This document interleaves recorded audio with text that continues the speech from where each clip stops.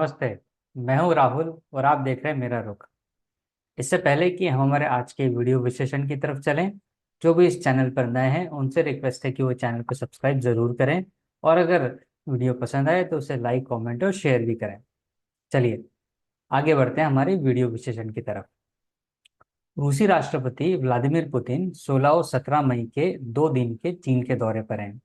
इस दौरान उनकी मुलाकात चीनी राष्ट्रपति शी जिनपिंग से होगी। पांचवी बार रूस के राष्ट्रपति बनने के बाद पुतिन का यह पहला विदेश दौरा है। आइए समझ आइए समझते हैं इस दौरे से पुतिन को क्या चाहिए, जिनपिंग के मन में क्या है और दुनिया इस मुलाकात को किस नज़रों से देख रही है, इसकी दुनिया में अहमियत क्या है। जिनपिंग के न्योते पर पुतिन 2 दिन के चीनी दौरे पर हैं, जो कि एक स्टेट विजिट है। इस दौरान अ, अ, दुनिया की नज़र इसलिए भी है क्योंकि 7 महीने में पुतिन दूसरी बार चीन पहुंच रहे हैं। इससे पहले पुतिन पिछले साल 17 और 18 अक्टूबर को चीन पहुंचे थे। इतना ही नहीं, पांचवी बार रूस के राष्ट्रपति चुने जाने के बाद में पुतिन का ये पहला विदेश दौरा है और वो भी चीन का। चीन के विदेश मंत्रालय ने बताया कि पुतिन और जिनपिंग अंतर्राष्ट्रीय और क्षेत्रीय मुद्दों पर चर्चा करेंगे। वहीं रूस के एक अधिकारी ने न्यूज एजेंसी से कहा कि कहा कि चीन उनका रणनीतिक साझेदार है और पश्चिमी देशों के कुछ भी कहने या करने से कोई फर्क नहीं पड़ता। अब ये देखते हैं, समझते हैं कि चीन क्यों जा रहे हैं राष्ट्रपति व्लादिमीर पुतिन। रूस और चीन के राजनयिक संबंधों की 75वीं सालगिरह पर पुतिन का ये दौरा हो रहा है। चीन के विदेश मंत्रालय के प्रवक्ता वांग वेनबिन ने बताया कि पुतिन और जिनपिंग द्विपक्षीय संबंधों को आपसी सहयोग और अंतर्राष्ट्रीय क्षेत्रों पर चर्चा करेंगे। फरवरी 2022 में यूक्रेन के खिलाफ जंग छिड़ने से कुछ हफ्ते पहले ही पुतिन जब चीन गए थे, तब उन्होंने जिनपिंग के साथ मिलकर कहा था कि दोनों देशों के बीच एक ऐसी साझेदारी होगी जिसकी कोई सीमा नहीं होगी। रूस के राष्ट्रपति कार्यालय क्रेमलिन ने बताया कि दोनों नेता व्यापक साझेदारी और रणनीतिक सहयोग से जुड़े मुद्दों पर चर्चा करेंगे। क्रेमलिन ने यह भी बताया कि बातचीत के बाद दोनों नेता संयुक्त बयान यानी जॉइंट स्टेटमेंट भी जारी करेंगे और कई द्विपक्षीय समझौते पर हस्ताक्षर भी होंगे। इस यात्रा के दौरान पुतिन चीन के प्रधानमंत्री ली कियांग के साथ भी मुलाकात करेंगे। पुतिन बीजिंग के अलावा हार्बिन शहर का भी दौरा करेंगे। अब समझते हैं कि पुतिन को इस दौरे से क्या चाहिए। व्लादिमीर पुतिन का यह दौरा ऐसे वक्त हो रहा है जब जिनपिंग फ्रांस, सर्बिया और हंगरी की यात्रा करके लौटे हैं। इस दौरे में जिनपिंग ने यूरोपीय यूनियन कमीशन के प्रमुख से भी मुलाकात करी और उनको रूस को हथियार न बेचने का प्रॉमिस भी किया। जिनपिंग के साथ मुलाकात में पुतिन का सबसे बड़ा agenda power of Siberia 2 pipeline project से जुड़ी डील का है। इस प्रोजेक्ट के तहत उत्तर रूस से चीन तक नेचुरल गैस लाइन सप्लाई होनी है। चीन और रूस के बीच ये समझौता काफी लंबे समय से अधूरा पड़ा है। इसके अलावा पुतिन चाहते हैं कि यूक्रेन जंग के कारण रूस की अर्थव्यवस्था को जो नुकसान पहुंचा है उसकी भरपाई चीन से की जाए। वैसे तो कई सालों से रूस और चीन के बीच में कारोबार काफी बढ़ा है, लेकिन पुतिन उसे और बढ़ाना चाहते हैं। शिन्हुआ को दिए इंटरव्यू में पुतिन ने रूस और चीन के आर्थिक संबंधों की तारीफ की थी। उन्होंने कहा था कि वैश्विक चुनौतियों के बावजूद चीन और रूस के संबंध अब तक के सबसे उच्चतम स्तर पर हैं। पुतिन चाहते हैं कि अब यूक्रेन की जंग में चीन ने जैसा साथ दिया था वैसा साथ वो आगे भी जारी रखे। चीन दुनिया के सामने तो खुलकर यूक्रेन की जंग में रूस का साथ नहीं देता, लेकिन पर्दे के पीछे से समर्थन जारी रखता है।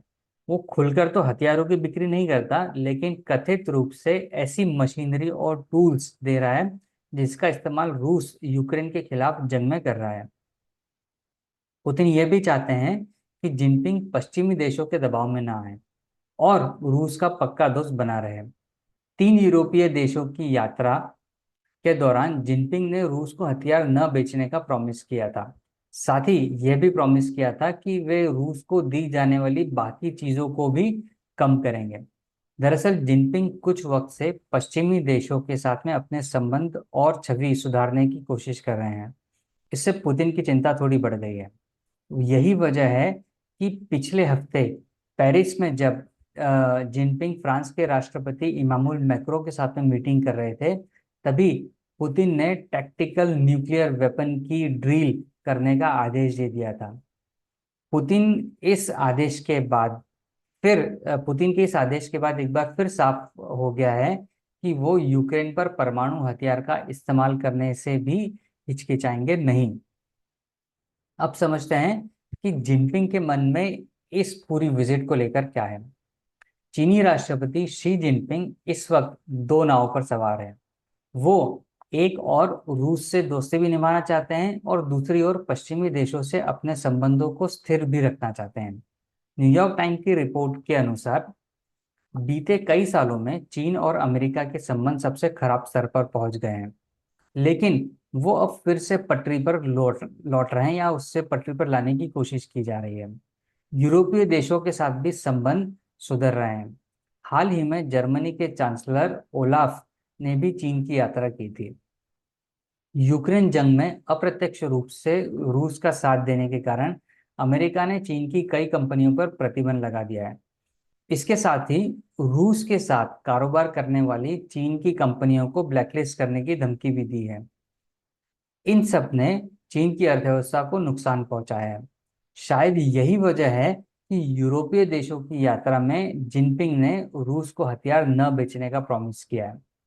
हालांकि जानकार मानते हैं कि अगर जिनपिंग के सामने किसी एक को चुनने का मौका आए तो वो रूस को ही चुनेंगे। वो इसलिए क्योंकि भले ही जिनपिंग पश्चिमी देशों से अपने संबंध सुधारने की कोशिश कर रहे हो, लेकिन वो अभी उन्हें सबसे बड़ा अपना प्रतिद्वंदी या दुश्मन ही मानते हैं। पश्चिम का मुकाबला करने के लिए जिनपिंग को पुतिन की जरूरत हमेशा ही रहेगी। इतना ही नहीं, ताइवान और साउथ चाइना सी के मुद्दे पर भी चीन को रूस का साथ हमेशा मिलता रहा है। अमेरिका और यूरोपीय देश जहां ताइवान का साथ देते हैं, वहीं रूस इस मामले में खुलकर चीन के साथ में है। हाल ही में ताइवान पर दबाव बढ़ाने के लिए रूस और चीन ने ईस्ट चाइना सी में मिलिट्री एक्सरसाइज भी की थी। इसके अलावा अमेरिका और पश्चिमी देश भी चीन को अपना रणनीतिक साझेदार नहीं मानेंगे। इसके अलावा चीन हमेशा खतरा या फिर शायद दुश्मन ही रहेगा। अब देखते हैं कि दुनिया इस विजिट को किस नज़र से देखती है या फिर इसमें क्या अहमियत है। पुतिन और जिनपिंग की मुलाकात ऐसे वक्त हो रही है जब दुनिया भर में उथल पुथल है। गाजा में इसराइल और हमास के बीच जंग चल रही है, वहीं यूक्रेन और रशिया का युद्ध भी नहीं थम रहा है। ये मुलाकात ऐसे वक्त भी हो रही है जब पुतिन और जिनपिंग दोनों ही अमेरिका विरोधी ईरान और उत्तर कोरिया के साथ मिलकर काम कर रहे हैं। उत्तर कोरिया की अर्थव्यवस्था पूरी तरीके से चीन पर डिपेंडेंट है, जबकि अमेरिका का आरोप है कि चीन और रूस ईरान को आर्थिक रूप से मजबूती दे रहे हैं। हाल ही में नाटो चीफ जेम्स स्टेलनबर्ग ने कहा था कि हम एक बहुत खतरनाक दुनिया में जी रहे हैं। तानाशाही शक्तियां एकजुट हो रही है। रूस को युद्ध के लिए चीन, ईरान और उत्तर कोरिया से समर्थन मिल रहा है। उन्होंने कहा था कि हमें यह बताता कि ये हमें बताता है कि सुरक्षा अब किसी क्षेत्र तक सीमित नहीं रह गई, बल्कि यह एक वैश्विक बन गई है। इसलिए सुरक्षा बनाए रखने के लिए दुनिया के सामने समान विचारधारा वाले साझेदार को एक साथ मिलकर काम करने की जरूरत है। यही वजह है कि पुतिन और जिनपिंग की मुलाकात पर दुनिया की नज़र बनी हुई है।